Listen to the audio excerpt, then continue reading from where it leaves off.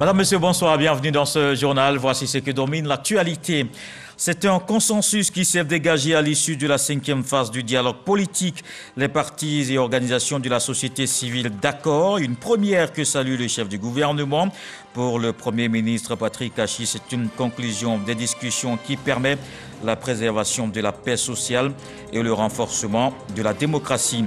La paix qui permet de faire face au quotidien des populations ces derniers jours marqués par l'augmentation de certaines denrées alimentaires, une hausse que le gouvernement décide de juguler. Des mesures sont prises, une sensibilisation se poursuit avec le comité de lutte contre la vie chère. On en parle dans Vidici. Dans ce journal, on ira à Paris, en France, pour le Salon international de l'agriculture. La Côte d'Ivoire s'inspire de l'expérience dans des fermes françaises. Il y a des exploitations de type familial, de taille intermédiaire ou semi-industrielle. Les experts du ministère des Ressources animales et halieutiques entendent copier ce modèle de réussite. Les canons russes toujours pointés sur l'Ukraine. Les membres de l'OTAN ont rejeté ce vendredi la demande de Kiev de créer une zone d'exclusion aérienne en Ukraine. Pas d'avions ou de troupes au sol pour éviter une guerre totale en Europe. Et sur ce plateau, un invité, le ministre du Commerce et de l'Industrie, M. Souleymane Diarra-Souba. Monsieur le ministre, bonsoir. Bonsoir, Kolo. Monsieur le ministre, on va vous retrouver tout à l'heure pour parler de la vie chère. Le gouvernement vient de prendre des mesures. On en parle le temps de faire juste un tour de l'actualité avec la 5e phase du dialogue politique qui a refermé ses portes ce vendredi à la primature. Elle a été marquée par la signature d'un rapport final par l'ensemble des parties prenantes au processus en présence du Premier ministre Patrick Achi. Ce succès est enregistré après 2 mois de travaux entre les différentes parties engagées. Le chef du gouvernement salue la pleine participation de la classe politique et de la société civile. Alexis Ouedraogo. Signature à l'unanimité ce vendredi du rapport de la phase 5 du dialogue politique. Durant 2 mois, partis et groupements de partis politiques et organisations de la société civile, autour de la table de discussion, se sont parlé pour aplanir les différends, consolider la paix. Je pars avec beaucoup de satisfaction à la fin de ce dialogue politique qui s'est caractérisé par la qualité de l'ambiance et de l'esprit, esprit d'ouverture, volonté de consolider la démocratie et la cohésion sociale, volonté pour les hommes politiques de se comprendre et d'échanger dans la courtoisie, dans la fraternité. Il est vrai que c'est un dialogue dans les négociations, on ne peut peut-être pas tout avoir. L'essentiel, c'est de s'entendre sur certains éléments, certains points essentiels qui peuvent nous permettre d'avancer. 21 partis et groupements de partis politiques et 26 organisations de la société civile ont pris part aux différentes sessions des travaux en comité et énoncé des recommandations dont le suivi se fera lors d'échanges prochains.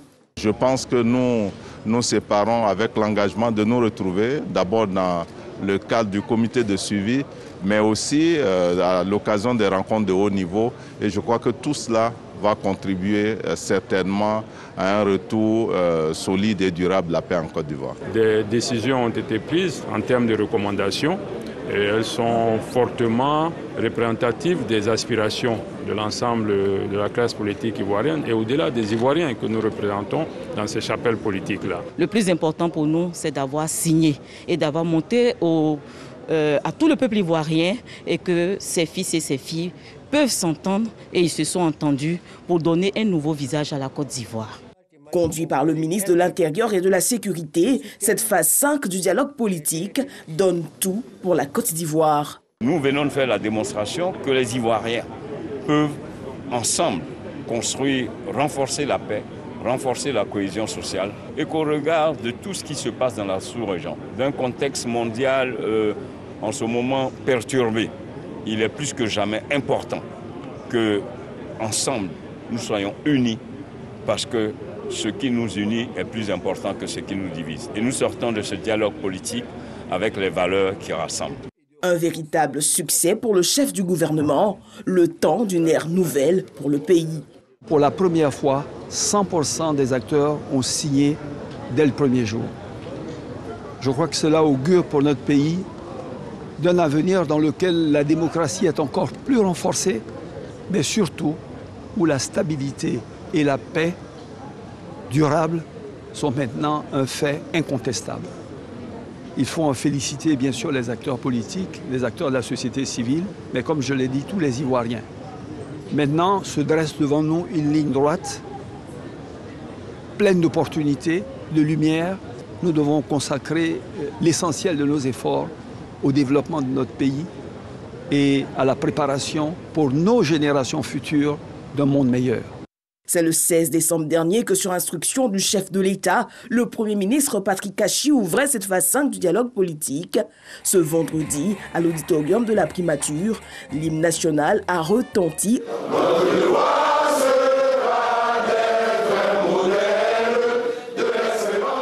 entonné sans protocole à l'unisson pour célébrer la Côte d'Ivoire.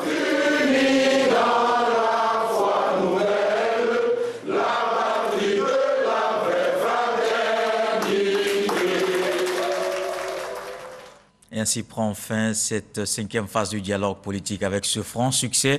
Au terme des travaux, des participants se prononcent au micro de notre reporter.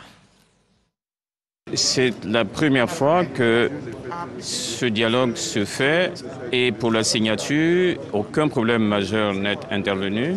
On est heureux de voir tous les acteurs politiques prendre la même direction et nous pensons et nous souhaitons que, au-delà de ce qui est écrit, que cet engagement soit une réalité. Nous tirons satisfaction de ces travaux du dialogue politique qui a relevé plusieurs points, notamment les mesures d'apaisement, la réconciliation nationale, le cadre juridique et institutionnel des élections. Et un des éléments fondamentaux qui est ressorti au cours des échanges, c'est le retour des exilés et leur réintégration dans le tissu socio-professionnel. Et également pour les organisations de la société civile, nous sommes engagés à accompagner le gouvernement dans le cadre de la réconciliation nationale pour toutes les actions qui seront menées auprès des populations. L'un des acquis de ce 5e dialogue politique, c'est le fait que le président de la République ait institué d'abord ce cadre d'échange qu'il va falloir institutionnaliser en toute lucidité, en toute objectivité, surtout en toute responsabilité. Nous avons visité, revisité toutes les questions qui peuvent nous permettre de nous rassembler et de faire de la Côte d'Ivoire ce havre de paix, ce pays de fraternité. Et l'actualité est aussi marquée par la hausse des prix des denrées alimentaires. Nous avons un invité sur ce plateau, le ministre du Commerce et de l'Industrie, Souleymane Diarra-Souba. Bonsoir, monsieur le ministre. Le gouvernement a pris des mesures et vous êtes là pour les annoncer. Merci. Communiqué du gouvernement. L'actualité nationale est marquée par la problématique de la hausse des prix de certains produits, notamment des denrées alimentaires de grande consommation. L'analyse des facteurs explicatifs de la hausse constatée sur ces denrées, variable en amplitude d'un produit à un autre, et entre Abidjan et l'intérieur du pays a permis de constater qu'elle résulte d'une combinaison de facteurs exogènes et endogènes. S'agissant des facteurs externes, les coûts du transport maritime ont fortement augmenté, en particulier du fait des conteneurs, dont les coûts ont été multipliés de 3 à 7 dans certains cas, et celui des assurances. En outre, on enregistre une réduction de l'offre de différents produits. Par ailleurs, les prix du pétrole brut ont doublé en 6 mois pour franchir la barre des $100 à fin février, début mars 2022. Au plan interne, la faible pluviométrie ainsi que le retard des pluies ont entraîné une perturbation du calendrier agricole, impliquant une insuffisance de l'offre des produits vivriers locaux. Enfin, les défis liés à la sécurité dans le Sahel ont engendré des distorsions sur l'offre des protéines animales et de certains légumes. Dans ce contexte, le gouvernement, soucieux de préserver le pouvoir d'achat des populations, a contenu les prix des produits pétroliers malgré la forte hausse des cours internationaux de brut, avec notamment le gel des prix du gasoil depuis le mois de mai 2021. Il a également conduit des discussions avec les filières concernées.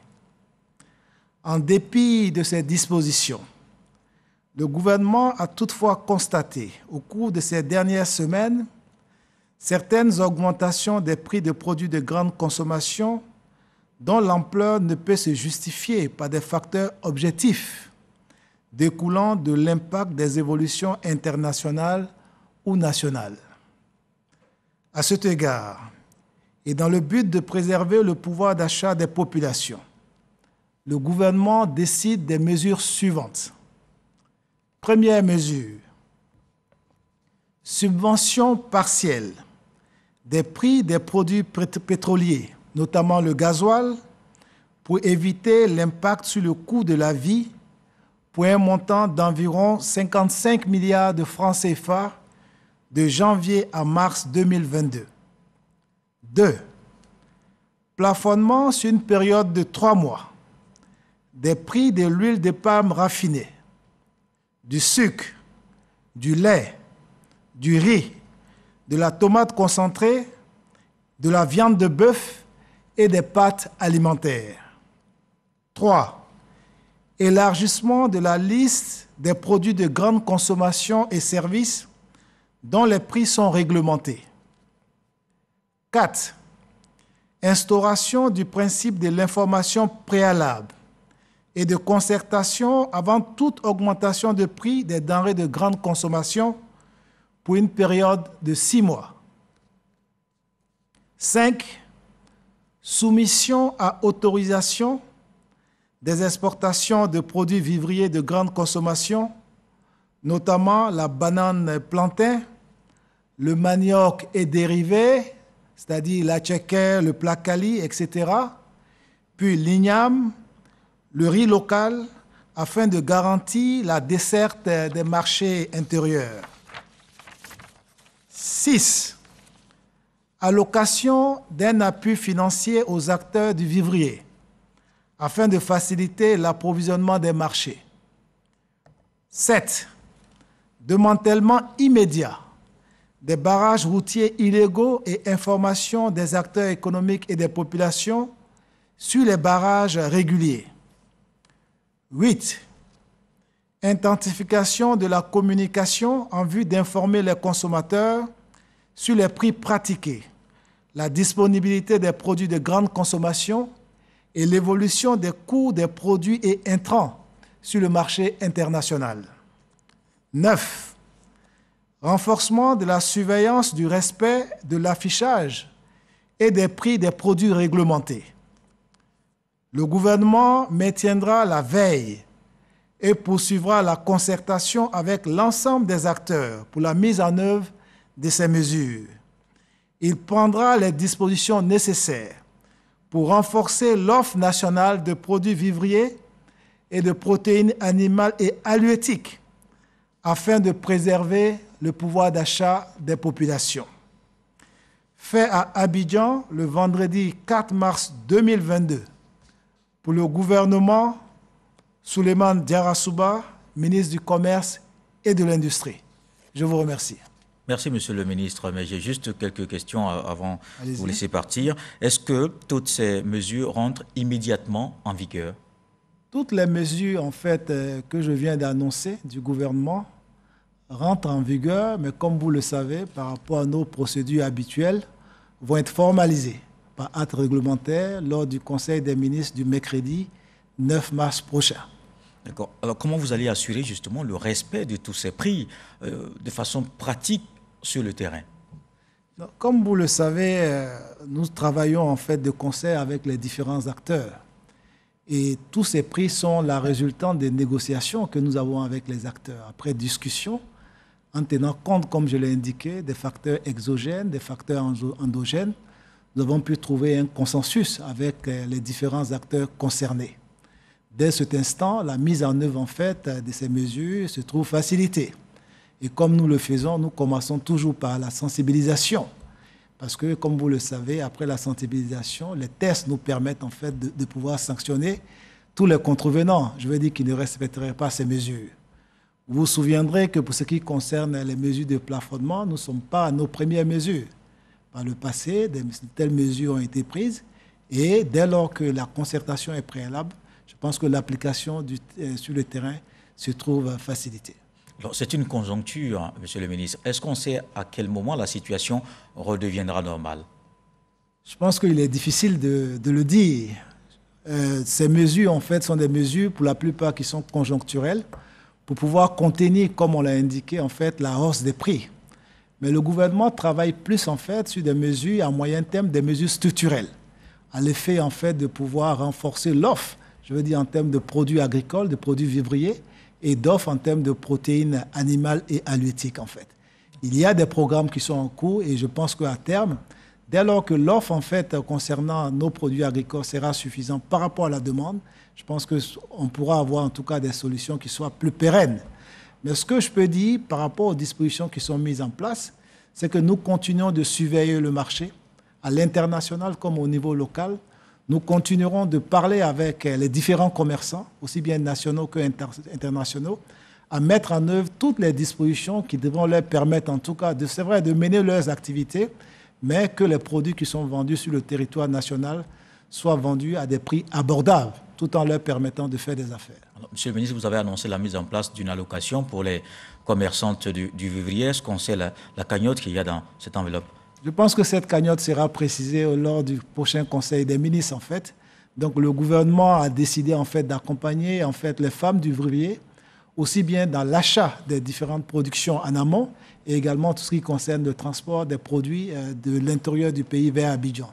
Merci. Tout ceci, en fait, pour le bonheur des consommateurs, parce que, in fine, tout ceci devra avoir un impact, en fait, sur la baisse des prix dans nos différents marchés et continuer surtout d'assurer la disponibilité des produits sur tous nos marchés. Et je pense que cela est important. Merci, Monsieur le ministre. Je rappelle que Souleymane Diarra-Souba, le ministre du Commerce et de l'Industrie, était sur ce plateau pour annoncer les mesures du gouvernement pour lutter contre la vie chère en Côte d'Ivoire. Et on poursuit ce journal justement avec la question de la cherté de la vie. Le gouvernement est monté au créneau pour assurer les populations. Des mesures sont annoncées, comme d'ailleurs on vient de l'entendre avec le ministre du Commerce, et les actions sont aussi menées par le comité de lutte contre la vie chère. En attendant la mise en œuvre à Abidjan et dans d'autres villes du pays, on essaie de s'adapter. Chacun espère une amélioration de la situation. On fera un tour sur le terrain pour faire le constat comment l'intérieur du pays vit cette période. Vit d'ici de ce soir, c'est avec Eugène Toubé.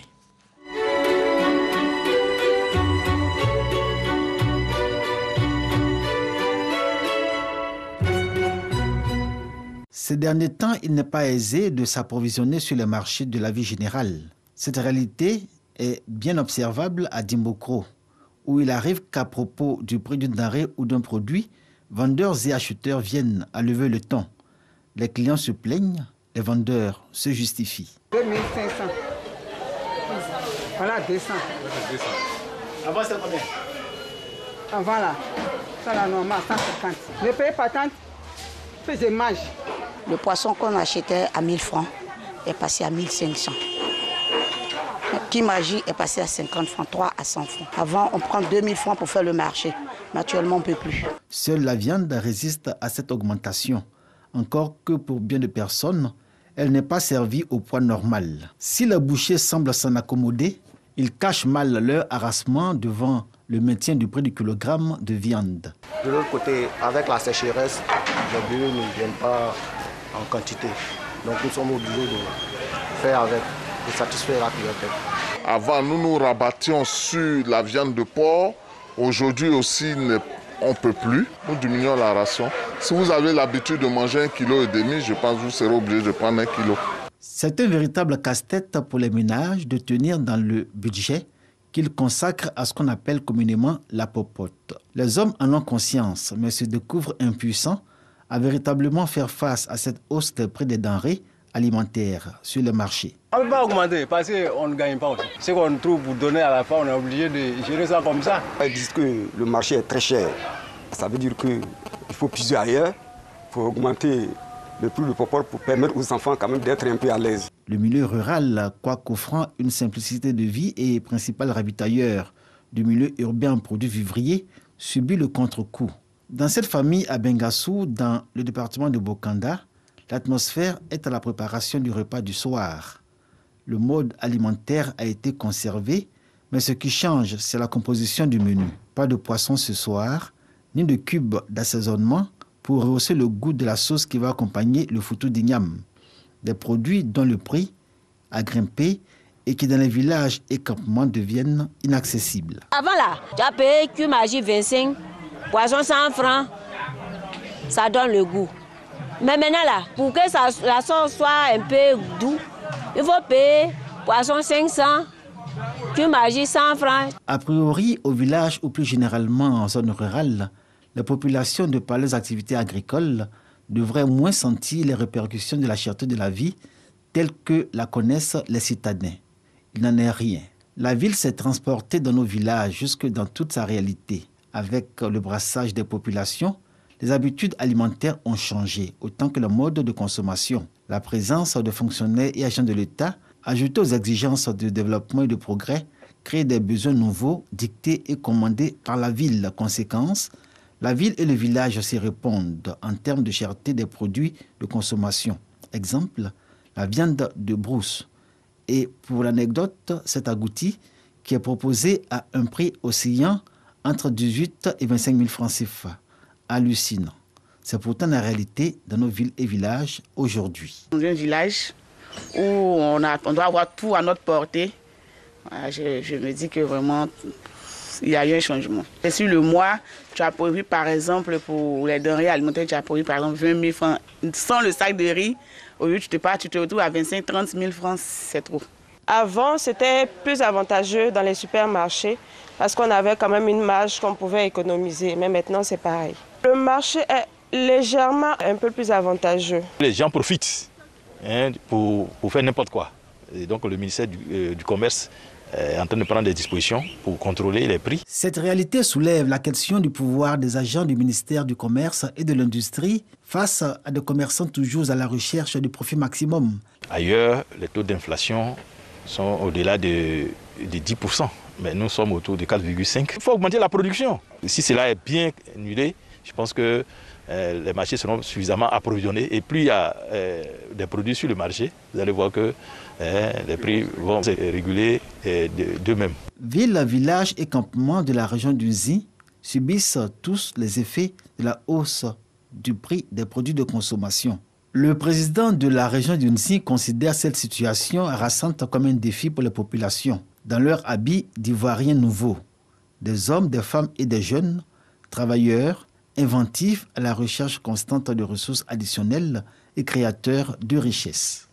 Cherté de la vie, comment l'intérieur du pays vit la situation. C'était le dossier Ville ici de ce soir avec Eugène Atoubé. Rendons-nous au Salon de l'Agriculture de Paris. La délégation ivoirienne du ministère des Ressources animales et halieutiques est conduite par Sidi Tiemoko Touré. Une occasion pour faire une immersion au sein de quelques fermes en France, entre des exploitations de type familial, de taille intermédiaire ou semi-industrielle. Les experts ivoiriens se rendent compte des résultats probants. Un modèle de réussite que le gouvernement veut dupliquer en Côte d'Ivoire. Le reportage de notre envoyé spécial dans la capitale française, Jean-Luc Bambo. Beauvais, département de l'Oise. Nous sommes à 100 km de Paris, bien loin des couloirs du Salon de l'Agriculture. C'est dans cette ferme de la célèbre race bovine, Montbéliade, que le ministre Sidi Touré et ses collaborateurs débutent leur immersion dans le modèle de l'élevage français. Une exploitation familiale alliant élevage, production et transformation de produits issus de cette race bien présente en Côte d'Ivoire. La race peut être adaptée à la Côte d'Ivoire à partir du moment où en fait, elle est nourrie correctement avec de l'herbe. En fait. Il faut cultiver de l'herbe, des fourrages, donc essayer des raigrats, des luzernes, du foin de manière générale. Je pense qu'à partir du moment où la Montbéliarde sera nourrie suffisamment, elle pourra s'adapter à tous les systèmes. Une visite bien studieuse qui s'est poursuivie le lendemain dans une autre région française, la Bourgogne. À Sémur, en Auxois, la délégation a tour à tour visité des élevages de chèvres, de brebis laitières et de bovins de la race charolaise. Un partage d'expérience avec ces éleveurs qui pourraient être de potentiels investisseurs dans le secteur en Côte d'Ivoire. Il y a un potentiel pour développer l'élevage de ruminants, notamment les bovins de race à viande. Et j'espère bien qu'on va déboucher sur un partenariat. On a un savoir-faire, on a une expérience et vous avez un potentiel formidable avec un bon climat. Et je pense qu'on peut améliorer vos races locales pour produire plus de viande. Une visite pleine d'enseignements pour le ministre. Il entend s'appuyer sur ces différents savoir-faire pour booster le secteur de l'élevage en Côte d'Ivoire. Il ne s'agit pas seulement d'infrastructures, il y a aussi des accompagnements réglementaires et institutionnels. Autant de solutions ou de réponses que nous allons proposer au gouvernement pour voir comment nous pouvons essayer de mobiliser la production nationale pour atteindre une relative autosuffisance en production animale en Côte d'Ivoire.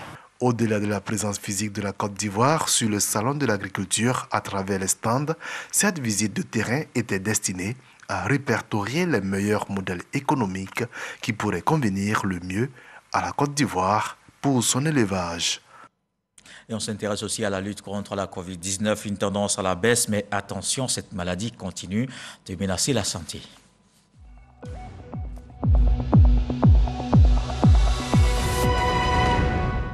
Le ministère de la Santé, de l'Hygiène publique et de la couverture maladie universelle a enregistré ce vendredi 11 nouveaux cas de Covid-19, 88 guéris et un décès.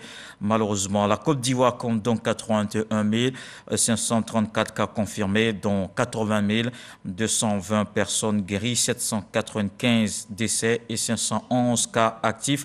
Au total, 10 293 076 doses administrées contre la Covid-19. Et dans le nord du pays, la santé des élèves est une préoccupation pour les autorités locales. À Korogo, le député de la commune Lassina Ouattara a initié une campagne de vaccination contre la méningite et l'hépatite B. Pour la phase opérationnelle de ce projet, une ONG espagnole a été sollicitée pour la mobilisation des doses de vaccins. Le reportage de Ami Sissoko. Des élèves en Allegresse à l'EPP Soba de Korogo. 7200 doses de vaccins contre la méningite administrées ce matin.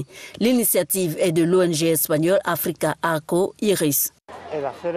Ce qui nous motive donc, c'est notre volonté d'assurer le bien-être de l'enfant, d'assurer la santé, le bien-être et l'épanouissement de l'enfant. Une action citoyenne régulière qu'a menée depuis 2018. Aujourd'hui, nous sommes venus à l'appel honorable Laspé, qui a demandé que nous venions appuyer non seulement lui son action sociale au profit des populations, mais aussi pour nous inscrire dans la dynamique, dans la logique de résultat de la politique sociale du président de la République, son Excellence M. Alassane Ouattara.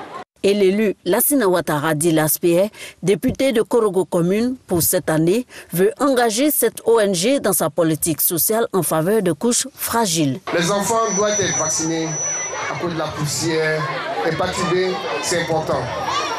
Vraiment, c'est un acte très fort que le président de la République, Alassane Ouattara, a toujours dit au ministre de la Santé de veiller à la santé des enfants. Donc vous voyez, la vaccination, c'est important. Des enfants heureux car conscients selon eux de l'apport de ce vaccin préventif contre la méningite sur leur santé. Je suis heureux d'avoir fait mon vaccin car ça me protège contre les maladies. L'ONG Africa Arco Iris a déjà dans la région du Poro initié une campagne de prévention impliquant 12 000 doses de vaccins et est active dans l'humanitaire depuis 17 années. L'Assemblée des régions et districts a reçu la secrétaire d'État chargée de la protection sociale. La rencontre a permis à Clarisse Maï de nouer un partenariat pour développer la politique nationale de gestion des centres sociaux en Côte d'Ivoire. Patricia Omouetia.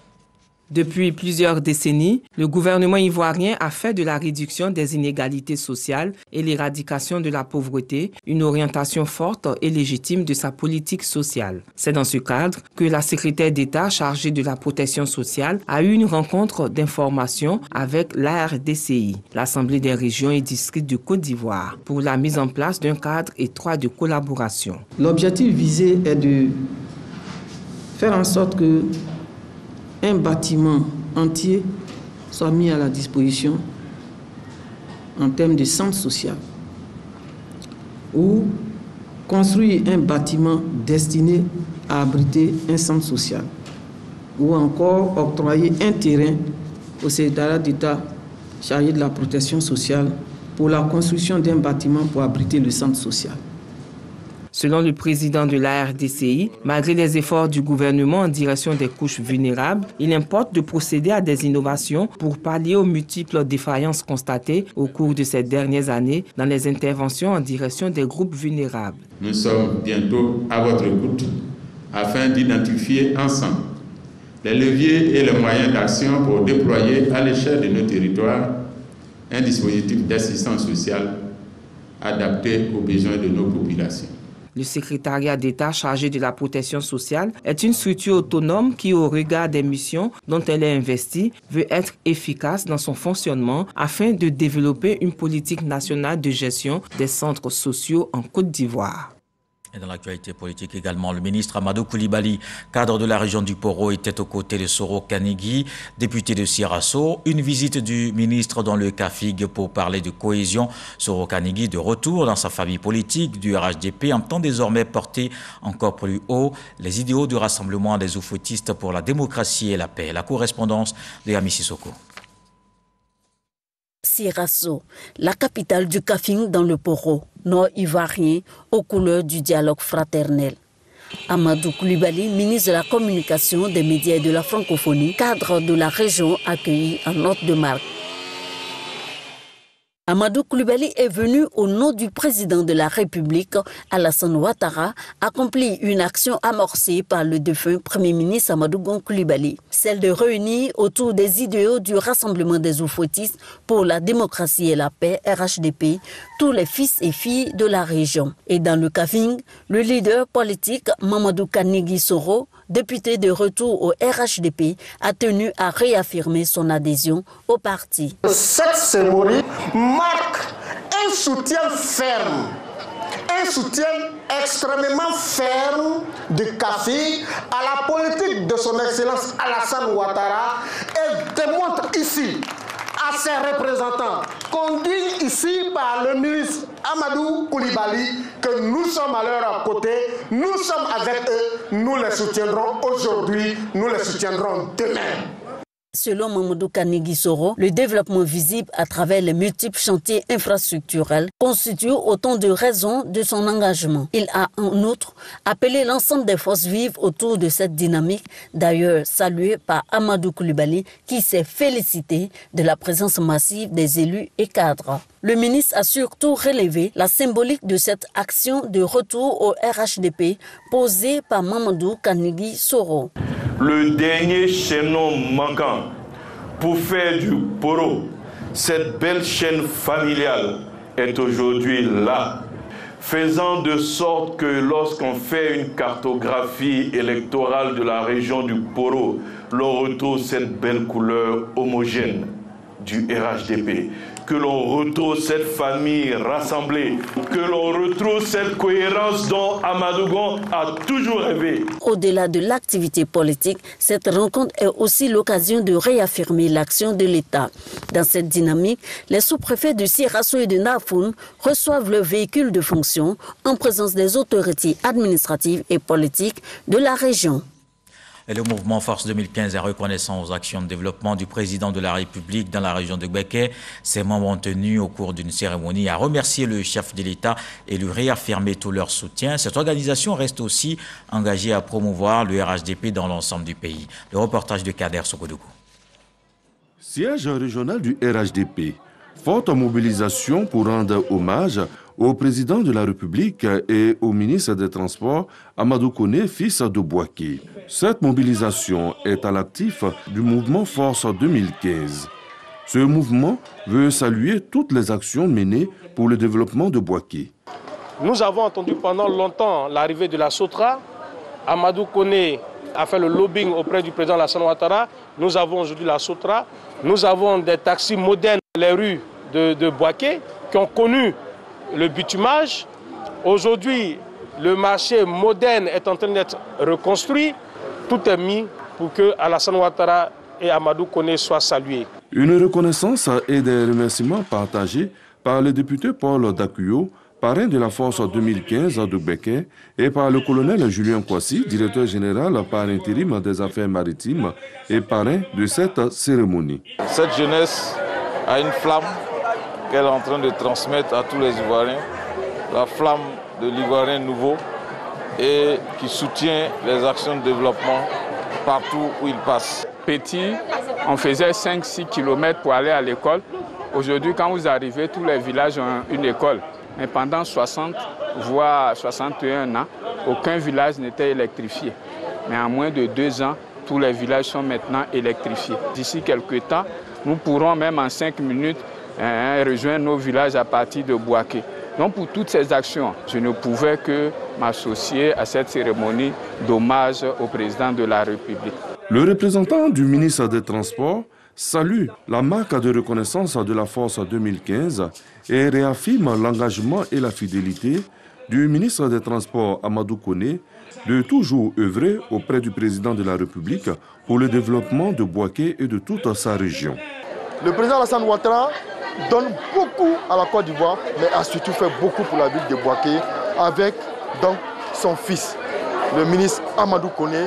En effet, force est de reconnaître, à la vue de tous les chantiers exécutés ou ouverts à Bouaké, que cette localité qui tardait à se défaire des cicatrices de la longue crise militaro-politique que le pays a connue est aujourd'hui une cité où il fait bon vivre. Dans le reste de l'actualité, les membres de l'OTAN ont rejeté ce vendredi la demande de Kiev de créer une zone d'exclusion aérienne en Ukraine pour éviter de se laisser entraîner dans le conflit. Le secrétaire général de l'Alliance précise que les alliés sont convenus qu'il n'y aurait pas d'avions ou des troupes au sol pour éviter une guerre totale en Europe. Par ailleurs, l'OTAN dénonce l'utilisation de bombes à fragmentation par Moscou dans ce conflit. Le Conseil des droits de l'homme de l'ONU a approuvé ce vendredi une résolution en faveur d'une commission d'enquête internationale sur les violations des droits humains et du droit humanitaire en Ukraine après l'invasion russe. Ce journal est terminé. Merci de l'avoir suivi. L'actualité se poursuit à 23h. Demain 20h, retrouvez Marie-Laure Ngouran. On se quitte avec ce que dit le sage ce soir. C'est par affection que l'on demande de l'aide pour soulever une antilope naine.